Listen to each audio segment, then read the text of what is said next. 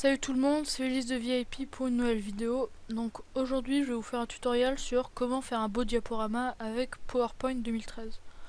On ouvre PowerPoint 2013. Voilà. Donc comme vous le remarquez, on n'arrive pas directement sur une feuille blanche, mais on nous propose différents thèmes avec différents fonds d'écran. Bon, pour la vidéo, moi je vais juste utiliser une feuille blanche toute simple. Voilà. Donc comme dans PowerPoint 2007 et 2010, on a le ruban avec les différents onglets. Donc moi je vais mettre un titre, donc par exemple la résistance. Et ensuite, donc si on veut faire une nouvelle diapositive, il faut cliquer ici dans l'onglet accueil en haut à gauche. Soit vous cliquez ici, donc l'espèce de feuille avec un soleil pour une nouvelle diapositive toute simple avec un titre et un sous-titre comme ça.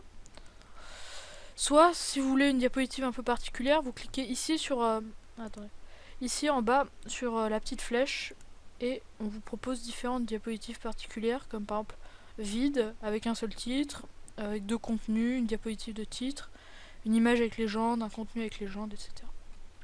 Donc moi je vais juste utiliser une diapositive toute simple. Voilà. Donc là par exemple je vais mettre un titre les résistants, voilà. Donc par exemple si vous voulez centrer, il suffit juste de surligner et après voilà, attendez, de surligner et de cliquer ici sur centrer. D'ailleurs si vous le remarquez, si vous surlignez quelque chose, enfin voilà, si vous surlignez quelque chose, on vous met directement les options les plus courantes pour changer l'aspect des lettres. Donc par exemple, on vous propose des différentes polices. D'ailleurs, comme vous me remarquez, vous n'avez même pas besoin de cliquer, il suffit juste de pointer la souris sur une police pour qu'on vous montre à quoi elle va ressembler. Donc c'est une sorte d'essai en quelque sorte. Donc après, bon, il y a les polices, les tailles de police, donc là c'est pareil.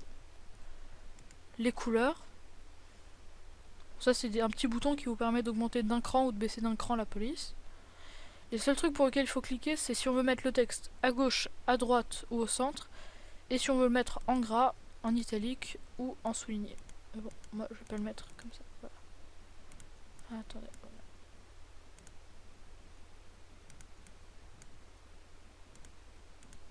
Donc ensuite, comme vous le remarquez ici, on vous propose directement d'insérer les choses les plus courantes. Donc un tableau, un graphique Smart Art, une image en ligne ou une vidéo. Donc moi j'ai envie d'insérer une image, donc je clique ici sur image. Là je sélectionne mon image, je clique sur insérer. Après donc j'augmente la taille, donc c'est comme dans les éditions précédentes, hein, la petite flèche diagonale. Je le déplace, j'augmente de nouveau, voilà. Ensuite, donc on revient dans l'onglet accueil, nouvelle diapositive. Donc là par exemple, j'ai appelé ça le champ des partisans. Donc là vous surlignez, bon moi je vais le mettre en source, donc voilà. Donc là imaginons que je veux insérer une chanson. Donc on va dans l'onglet insertion. Et donc comme vous le remarquez, l'onglet insertion est très riche, c'est-à-dire qu'on peut insérer de nombreuses choses. Donc les choses les plus basiques comme un tableau, des images en ligne, des photos, des formes, des graphiques Smart Art, mais aussi des liens hypertextes, des zones de texte, des en-têtes et pieds de page, des objets word art, des dateurs, des numéros de diapositives, des équations, des symboles, des vidéos et de l'audio. Donc moi pour mon audio, je vais cliquer là sur audio sur mon PC, et là je choisis mon audio. Voilà, et je clique sur insérer. Et là ce que je vous conseille pour les vidéos ou pour l'audio, c'est au lieu de mettre au clic, de mettre automatiquement, parce que ce sera beaucoup plus simple. Donc ensuite, voilà. Donc après, donc pour faire des fonds d'écran, enfin des arrière-plans, donc vous avez deux options. Soit vous faites clic droit, mise en forme de l'arrière-plan, vous faites remplissage uni, enfin vous choisissez le remplissage que vous voulez, et vous mettez couleur, voilà, vous choisissez votre couleur. Non, c'est un peu moche ça. Rouge, voilà. Et vous choisissez la transparence, donc par exemple. Je vais choisir, voilà. Et si vous voulez les mettre à toutes les diapositives, vous cliquez sur appliquer partout. Soit vous allez dans l'onglet création et vous choisissez un des des arrière-plans qu'on vous propose. Par exemple, celui-là. Et d'ailleurs, les arrière-plans modifient en quelque sorte la manière dont la diapositive est présentée. Regardez, je vous montre, par exemple, si vous mettez celui-là, ce sera comme ça. Alors que si vous mettez celui-là, voilà. Vous voyez? Voilà. Bon, moi je vais mettre le gris, il était pas mal. Voilà, celui-là. Ensuite, donc les transitions, donc ça, bon, je pense que je vais pas besoin de vous expliquer longuement. De toute façon, elles sont toutes expliquées. Enfin, il y a une petite image qui vous montre à peu près ce que ça va donner. Et de toute façon, si vous cliquez dessus, ça, il y a un aperçu, donc bon, c'est assez bien. Donc moi, je vais faire celle-là, avion, par exemple. Celle-là, je vais faire pousser. Et celle-là, je vais faire forme. Voilà. Donc ensuite, les animations. Donc comme vous le remarquez, si vous avez mis des fonds d'écran, normalement, vous ne pouvez pas voir les animations s'afficher. Donc ce qu'il faut faire, c'est cliquer sur les zones. Et après, vous choisissez l'animation que vous voulez. Donc par exemple, moi je vais choisir une rotation, là, pour le titre. Voilà. Ensuite, pour le sous-titre, je vais faire entrée brusque, par exemple. D'ailleurs, un conseil, c'est de faire dans l'ordre, parce que sinon, par exemple, si vous cliquez d'abord sur le sous-titre, puis sur le titre, ça va vous faire d'abord le sous-titre, ça veut dire par exemple d'abord comment a-t-elle changé la guerre, puis ensuite la résistance, donc ça a aucun sens évidemment, donc c'est vraiment mal à faire. Ensuite, donc bon, ça je vais en prendre un peu au hasard. Hein. Voilà. Voilà. Celle-là. Voilà. Ensuite, donc, après, donc dans l'onglet, donc là vous choisissez par exemple démarrer au clic avec la précédente ou après la précédente. Ou là, durée, bon, ça vous choisissez, et délai aussi. Bon, mais ça c'est pas très important. Enfin, je vous conseille de laisser sur le réglage de base, parce que c'est un peu plus facile.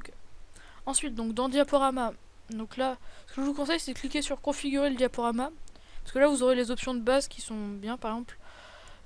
Si vous voulez choisir de faire votre diaporama en plein écran ou en fenêtre, après vous avez quelques options, par exemple exécuter en continu jusqu'à échappe, diaporama sans narration, diaporama sans animation. Après vous choisissez la couleur du stylet. Ensuite vous pouvez choisir d'éliminer des diapositives, par exemple si vous voulez éliminer la première, bah, vous cliquez par exemple de 2 à 3. Moi je vais choisir toutes puisque c'est plus simple.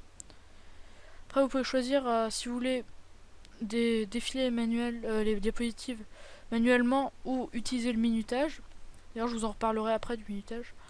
Puis après la dernière option, bon, est pas très importante. Donc moi je vais cliquer sur OK.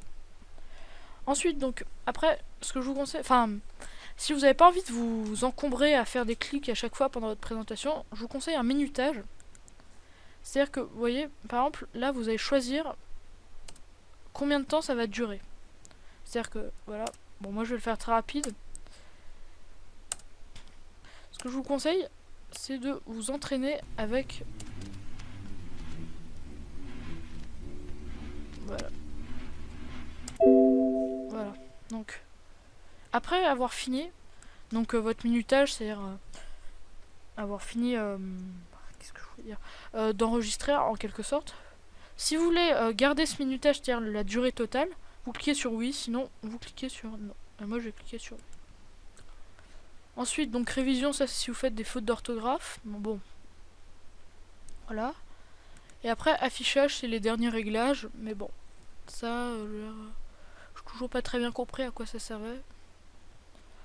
Et donc, enfin, donc pour visionner votre diaporama en entier, par exemple, vous faites F5. Voilà.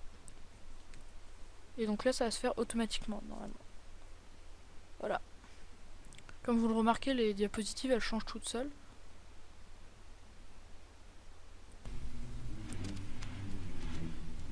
Et l'audio se met tout seul.